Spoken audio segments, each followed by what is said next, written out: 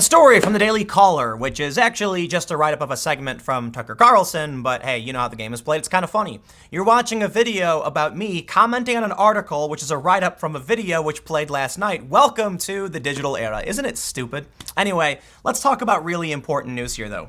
Former Google engineer Kevin Cernicki, I'm probably pronouncing his name wrong, says Google will try to prevent Trump from being reelected.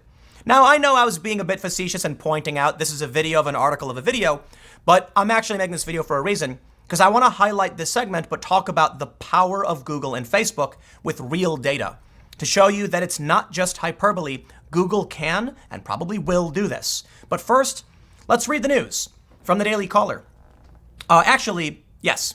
Former Google engineer Kevin Cernicki told Fox News that host Tucker Carlson that his former employer will work to prevent President Donald Trump from being reelected. Cernicki, whose allegations that the company discriminates against conservative employees were published in a Thursday Wall Street Journal article, worked on Google's laptop products until he was called insubordinate, bullied, and ultimately fired. Appearing on Friday night's edition of Tucker Carlson Tonight, the former Google engineer described the company's management as highly ideological. "You can see bias at every level at the organization," he said. "One thing that I've noticed that just handling routine issues is plagued with bias. Like they will get a report, an email from a liberal reporter complaining about something, and they will jump on it and they will fix the issue very, very quickly." Cernicki told Carlson how it took 9 months to fix a bug he reported that returned, Mein Kampf to people who searched for Trump's book Crippled America. Wow. "They just stalled at every opportunity," said Cernicki. "They assigned it to people who no longer work there. They made every excuse in the book to avoid taking down something that made Donald Trump look bad. And I saw a number of other incidents just like that." Carlson asked Cernicki if his former employer might attempt to influence the election outcome. "I do believe so," Cernicki responded. "I think that's a major threat. They have openly stated that they think 2016 was a mistake. They thought Trump should have lost in 2016. They really want Trump to lose in 2020. That's their agenda. They have very biased people running at every level of the company. They have quite a bit of control over the political process, so that's something we should really worry about." Now, the story's quite short, but there's a reason why I'm doing this. Second, as I mentioned, I want to show you the real data because we have this article from Nieman Lab saying, "Putting a leash on Google and Facebook won't do much to save the traditional news model. Social media and search give advertisers better tools to target messages to more precise groups of potential consumers. It's a phenomenally better mousetrap." This is an article about news and how news is being destroyed by Google and Facebook. Yes, the woke media, the rise of woke media was particularly a Facebook phenomenon, people chasing the algorithm to get shares. This disrupted the ad models, it disrupted real news, and real journalists are losing their jobs and they're going to work in advertising while woke activists who are willing to work for nothing come in. They now work for Google and Facebook and they push their ideology and we're all seeing the effects. I want to read this story and give you a breakdown of the true power. And we have a graph here showing just how powerful Google and Facebook really are compared to everybody else. And look at this. News outlets don't even account for what barely more than Apple does. We'll read the data. But I'm going to do something else first.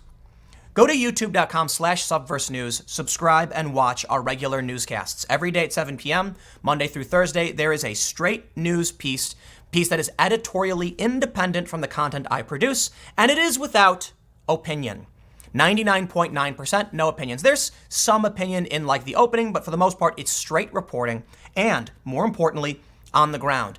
And for those of you that haven't been following the news, we recently broke a regulation crowdfunding record, raising over $1 million in 22 hours. I kid you not. Much respect to everybody who contributed.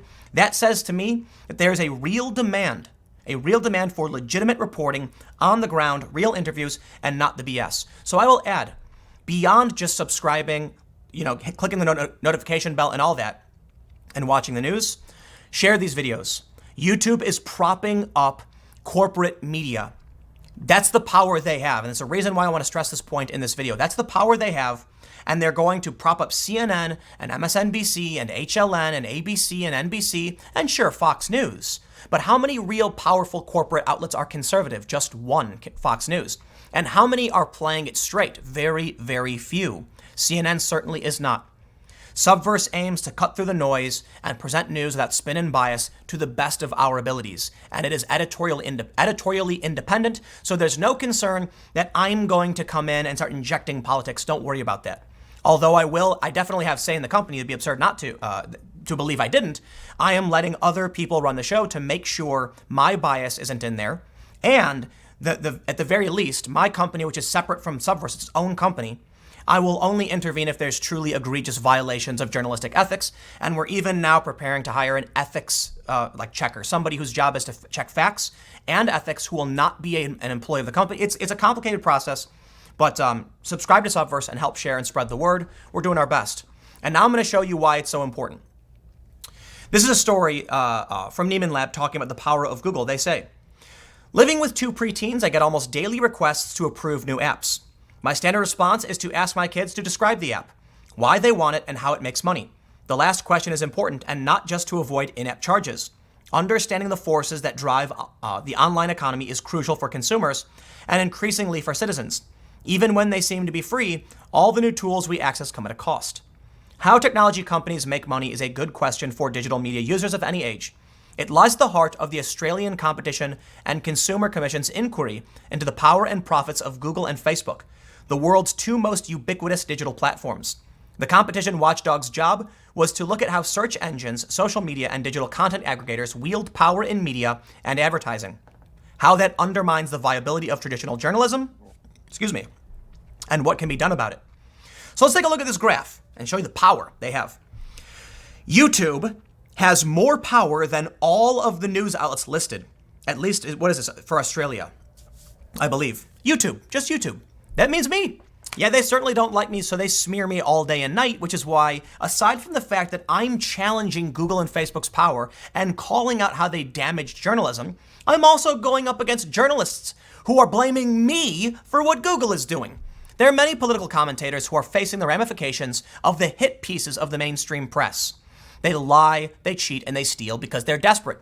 The New York Times even ran a story claiming they deserved billions of dollars from Google because Google was stealing their money by, there's like an auto news populating thing that puts the news on Google so the advertisers don't get the revenue from the advertisements. Whatever. The point is, Google's bad. We get it. I'm grateful that YouTube exists to a certain degree, but yeah, look how much power YouTube has. Combined search and other. I don't even know what other is, but look at that power. You then have Facebook, Messenger, Instagram, and WhatsApp. Now look at this. Apple, Snapchat, Microsoft don't even come close. The top seven West. I'm sorry. These are the companies: 10, 7 West, News Corp, ABC, 9 Fairfax. 2.3% of the share of time spent online. Google and Facebook dominate. You're going to see a couple things. The media is reacting in desperation. They hire lower and lower quality people as they die. And Google and Facebook know they're doing it. They've even talked about giving grants to try and reinvigorate it because they know they've destroyed it. But the last thing we need are news outlets that are being funded by the goodwill of Google, who dominated the industry and are politically biased. Same with Facebook. Imagine this. You have a news outlet that says, whoa, Google's doing something unethical, we better call them out. And they go, we're going to rescind your grant. Sorry, you're out of the program. Now you've lost your money. You cease to exist when you challenge corporate overlords. The tech companies are becoming too powerful. They need to be broken up because they're dominating everything. Let me reiterate this. I don't necessarily know if breaking them up is the right thing to do, but I can say there's an argument to be made for breaking up these companies because they have way too much power to dominate the market and destroy news. And as news collapses, it gets replaced by woke activists, people who are willing to work for trash to spread their ideology. And Facebook and Google probably don't care because they agree with the ideology. They like it. It's working for them. I don't think it's on purpose. I don't think it's a big conspiracy. I think it's just how the chips are falling. Google and Facebook believe in this ideology. Guess who gets past their filters and who is deemed to be worthy? The woke ideology outlets. It's just the way the chips are falling. And that's what the government is supposed to be doing. Stopping this. Intervening and saying you have too much power in everything, from online sales to advertising to controlling politics and speech. Enough is enough, right? So here's the important takeaway. A Google engineer has come out and said this will happen. I've witnessed it. Another Google engineer previously went to Veritas and said, I believe they're biased. I do. Whistleblowers have come out. Emails have been leaked. And of course, the media will lie and claim nothing's happening because they agree with the crazy woke nonsense. But we know it's happening. And unfortunately, the Democrats aren't going to do anything about it. Only the Republicans will. Fortunately, there's Tulsi Gabbard suing Google, at least one Democrat, right? Challenging big tech. Now, admittedly, let me just stress, Elizabeth Warren deserves credit as well because she's challenging big tech. So good on her.